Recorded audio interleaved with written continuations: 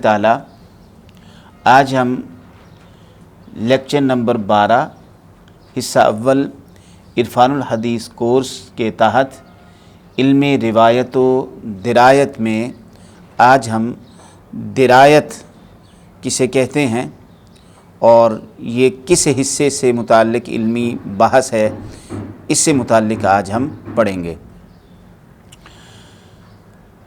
कल हमने रिवायत से मुताल्लिक जाना था, रिवायत किसे कहते हैं और रिवायत के तहत कौन कौन से उलूम आते हैं।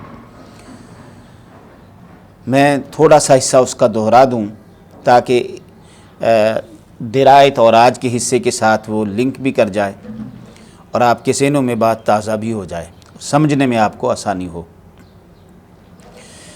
इल्म रिवायत से मुराद वो हिस्सा है जिसमें सनद, रावी का सच्चा होना या गैर सच्चा होना, रावी का किरदार, रावी का हाफिज़ा, इस पर तहकीक की जाती है। इस तहकीक को इल्म रिवायत कहते हैं। सनद, रावी और रावी का किरदार, रावी का सच्चा होना या गैर सच्चा होना, रावी का कुव्वत हाफिज़ा, ये सारी चीज़ें इल्म रिवायत के तहत मुताला की जाती हैं। हमने इसके तहत कल सनद को लुग़वी माना के एतबार से और इस्तिलाही माना के एतबार से समझने की कोशिश की। हदीस पाक के अंदर दो हिस्से होते हैं, एक हिस्सा सनद कहलाता है और दूसरा हिस्सा मतन कहलाता है। सनद का लुग़वी माना होता है बुलंदी या बुलंदी चढ़ना। सुनूदुल कौमी फिल जबल अरबी में कहते हैं लोगों का पहाड़ पर चढ़ जाना।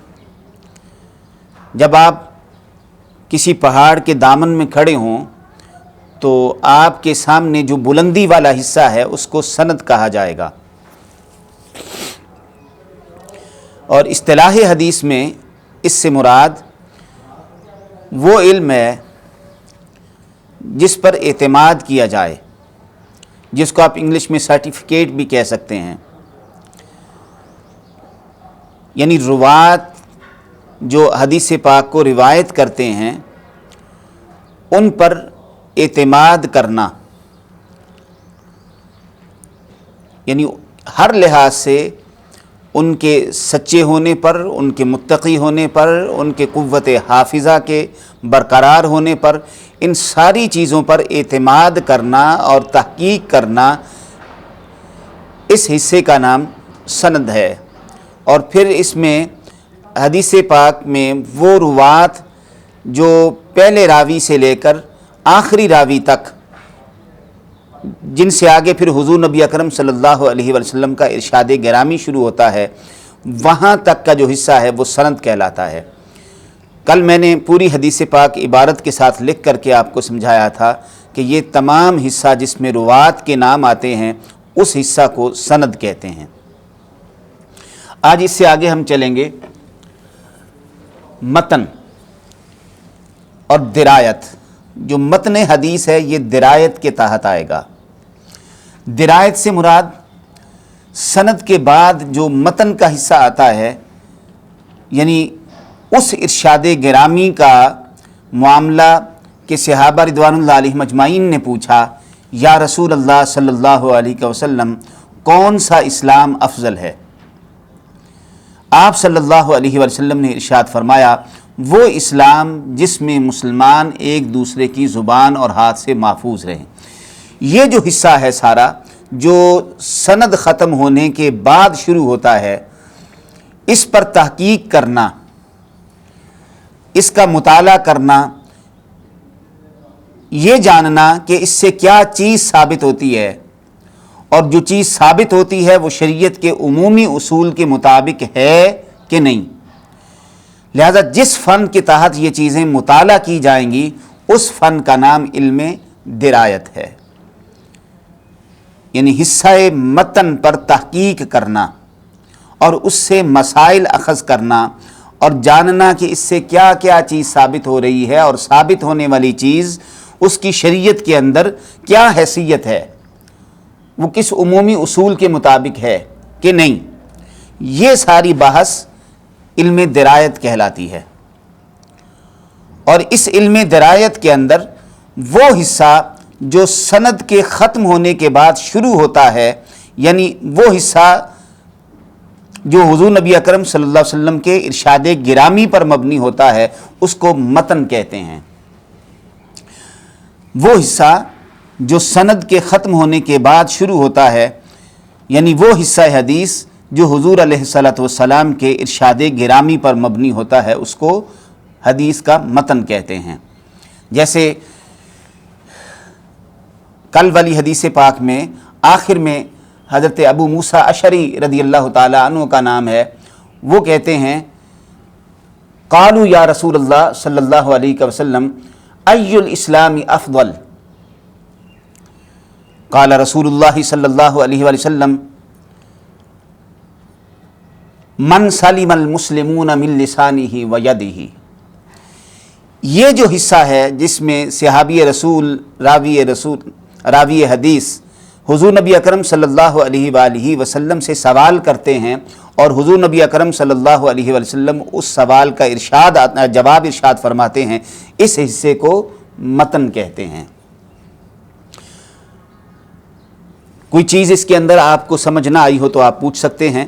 میں نے بڑے اختصار کے ساتھ سند اور متن کو بیان کرنے کی کوشش کی ہے، اور یہ سند اور متن دونوں کس علم کے تحت آتے ہیں تو یاد رکھیے سند جو ہے یہ علم روایت کے تحت آتی ہے، اور متن جو ہے یہ علم درایت کے تحت آتا ہے۔ جی کوئی سوال ہو اس پر تو آپ پوچھ سکتے ہیں۔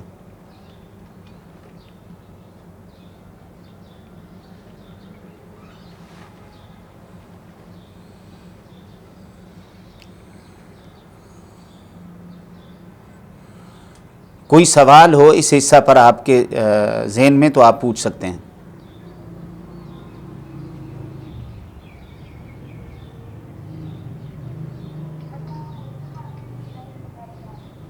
کوئی سوال نہیں ہے؟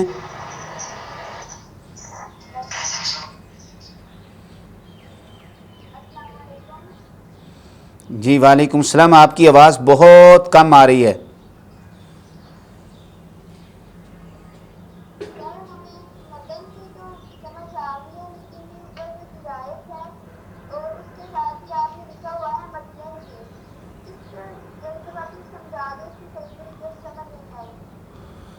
درایت کے ساتھ جو میں نے متن حدیث لکھا ہے اس بات کی سمجھ نہیں آئی؟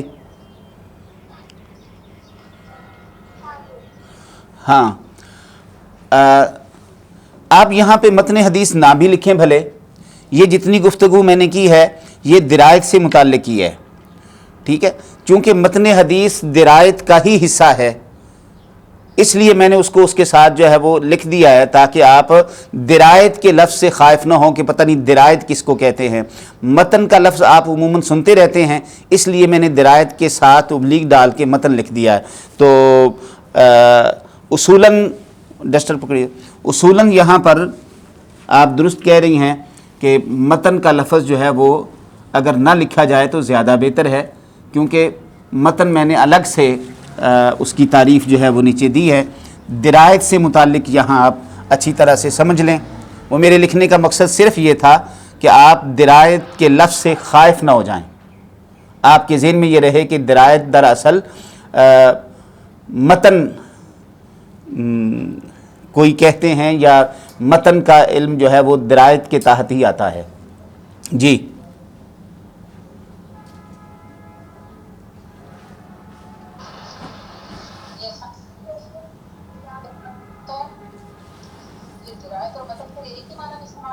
نہیں، متن جو ہے درایت کے تحت آئے گا۔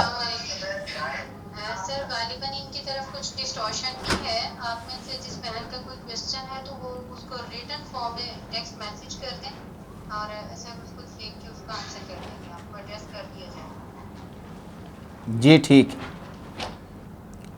بہرحال میں پھر تھوڑا سا ایڈریس کر دوں۔ جس طرح سند راوی اور راوی کا حافظہ اور کردار اور راوی کا سچا یا غیر سچا ہونا یہ علم روایت کے تحت آتا ہے.